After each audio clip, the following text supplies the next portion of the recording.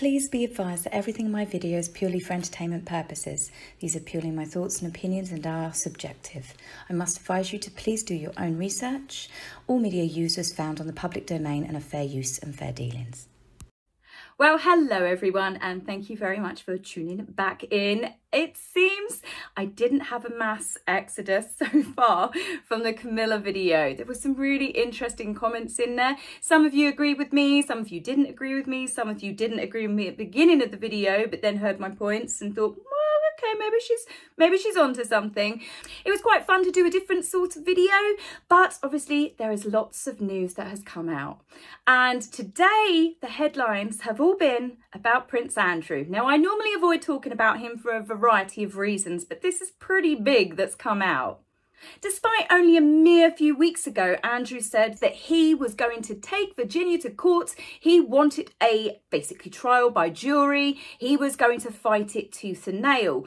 Fast forward a few weeks later, yesterday I saw some news articles come out that Virginia had lost the original photograph. You think surely you'd keep that extremely safe somewhere, in a safe place. And then the next day, Andrew has settled outside of court.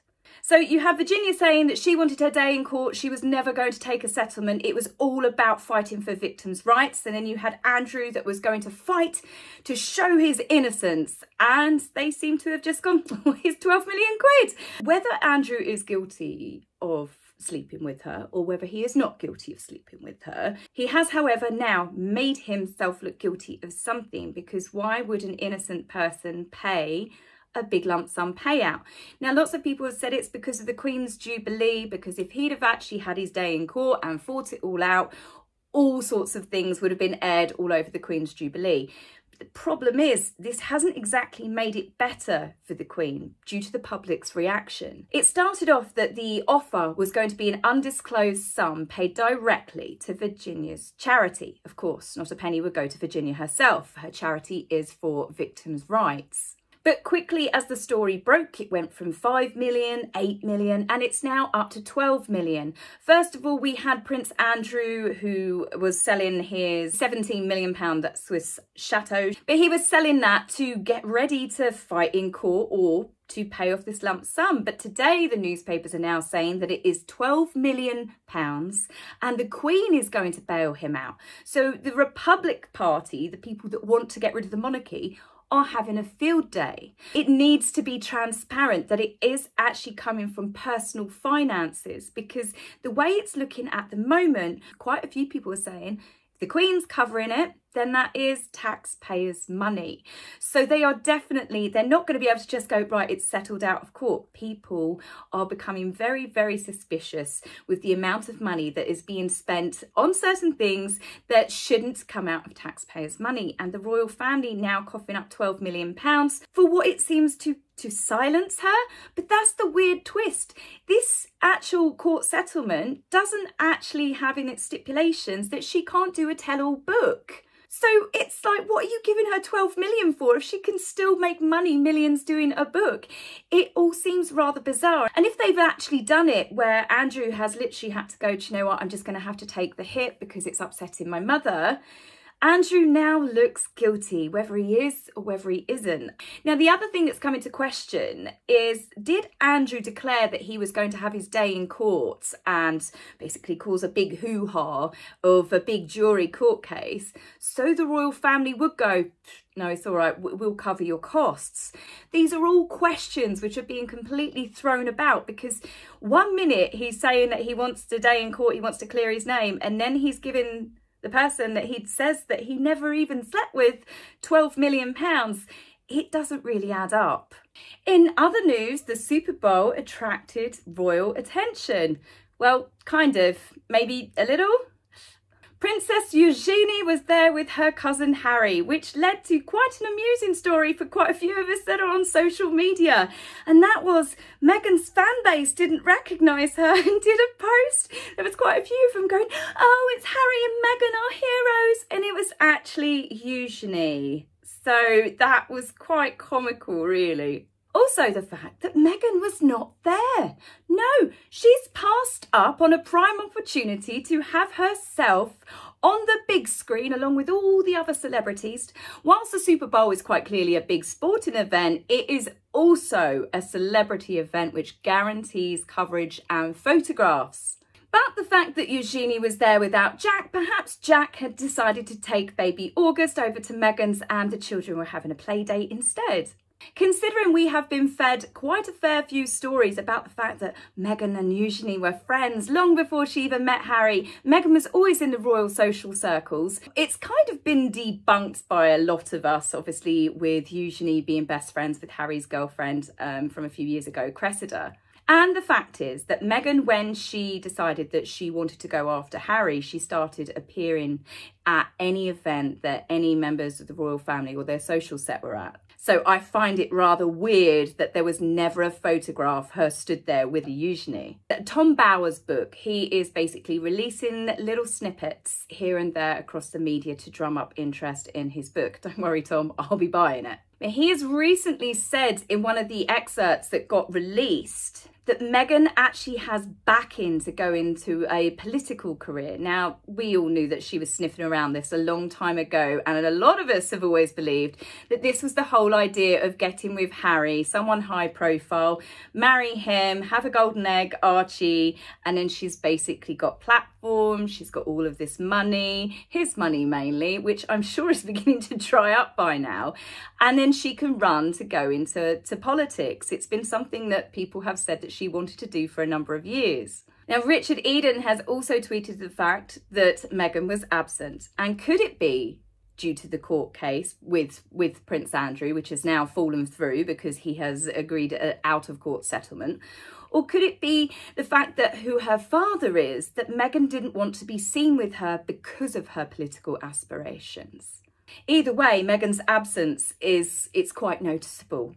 Now, another thing that was hugely noticeable was the fact that Harry and Eugenie seemed to be the only two people in the entire Super Bowl, celebrities and normal people as well, that were wearing masks. This was seen as odd later on because when Harry was socialising with people and hugging people, he was maskless. And the same as when he was in the Rams changing rooms, he also had no mask. I would be more concerned if it is about catching a virus, hugging and touching people and breathing the same airspace this close to what I would be sitting in a huge arena with spare seats all the way around me. It just didn't quite make sense. Now, another YouTuber called River, he has commented on this in one of his videos where he has said it was probably because that people would examine every conversation that he had with Eugenie. It's a televised event. People would have been watching him like a hawk, like they've done before, and it would have come down to lip reading. So if they were there talking about, you know, potential marriage breakups, the fact that he's upset the Queen, the book, whether Eugenie is grassing up her family and giving Harry information for the book. Who knows, obviously, the subjects that the cousins were discussing. But given the fact that neither of them looked particularly happy and Harry looked particularly miserable in a few of the shots, it doesn't seem like it was particularly fun sort of chat. So by wearing the masks, it covers your face to stop you from giving away any secrets from lip readers examining you. Or the fact that they were the only two people wearing a mask, it guaranteed attention. Now, my gut feeling with Meghan's absence and Harry looking miserable, and he just doesn't look like his old self. People can try and tell me that he's happy, he's living his best life. That doesn't look like the fun, loving, happy Harry that we used to see years ago. He looks a little bit of a mess, if I'm honest. Another reason why I think something is up is Harry was sat there just with Eugenie, and he had friends in that place. He had friends in the audience. You had celebrities, Beyonce and Jay-Z, that have met him before. Mind you, whether they've actually met him very much outside of him plugging that very embarrassing Lion King premiere trying to get Meghan voiceover work is a different story. But Usain Bolt was there. Harry used to be friends with Usain Bolt. And it was only recently that a story came out that he admitted that Harry just completely cut him off. It literally happened to so many of Harry's friends and family. And when you look at him here, and now I know a lot of us don't have a lot of sympathy for him anymore, the way he's treated his family, but it does cut a kind of sad, lonely, isolated figure. And the fact that stories keep coming out, Harry's living his best life, I don't believe you. Now, Harry's demeanour did change and he did seem slightly more cheerful when he went into the Rams' changing rooms, where he was stood posing for photographs and having a look at the Super Bowl trophy that they won. Harry stood there with his Rams baseball cap on and he's holding the trophy, and the fact that none of the players give a toss about him, honestly. Look at the people in the background, look at the security. They do not care that he's there. But the Rams did an Instagram post where they said, you know, it feels like royalty. And that to me makes me think he was there as a royal mascot. And this is the whole things with selling the titles and plugging the titles. And I can't help but think it was some sort of sponsorship, you know, give that royal stamp to the Rams. It's just leaving people with a bit of a sour taste. And I know I keep saying this, but Harry is no longer the fun-loving UK prince that we thought that he was. I mean, if he ever truly was. He's now an absolute hypocrite. He's traded doing real good in the world by using his royal status to now using his royal status to be a celebrity, and it's tacky. It's also not gone unnoticed that Harry has never really been into the NFL before. I think there's pictures of him playing in 2013. But obviously with his patronage being given to Catherine for the rugby recently, it makes you wonder, is that why Harry's sudden interest in doing that video, you know, the HIV awareness with Gareth Thomas, who was the Welsh rugby captain, not the England, I'm so sorry. But also in addition, you've got him at the NFL, you know, holding the trophy. I just can't help but feel he desperately misses his old life. So what with Harry almost marketing himself as a royal mascot for the Rams and looking pretty miserable, and the fact that Meghan wasn't there, as I said, I feel there's trouble in paradise. So there could be multiple reasons why Meghan was not in attendance. It could be that some have said that she's actually pregnant again. They'll be wanting that award back. Do you remember that they got the environmental award for only agreeing to have 2 children? Some have said that she just didn't want to be associated with Princess Eugenie so close to Andrew's news coming out that he settled outside of court, especially because she has political ambitions.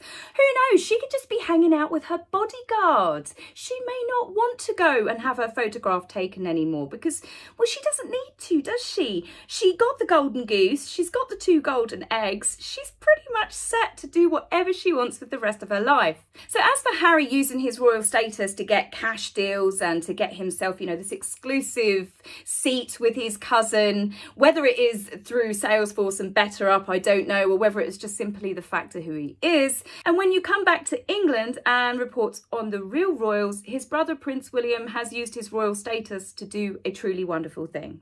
On the 20th of January, if you remember, I covered it in a video. William and Catherine did, I think it was like a 2-day tour around Lancashire, and they went to Burnley. They went to a church centre, and there they met a little boy called Deacon, 11 years old. His mother had sadly died the year before due to a drugs overdose, and William and Catherine sat down and chatted to him. There was a short video clip released with William. How old are you now? 11. I asked my mum and I spoke to you. It's difficult. But it gets easier, obviously. William, being a massive football fan himself, noticed that he was wearing a Burnley shirt.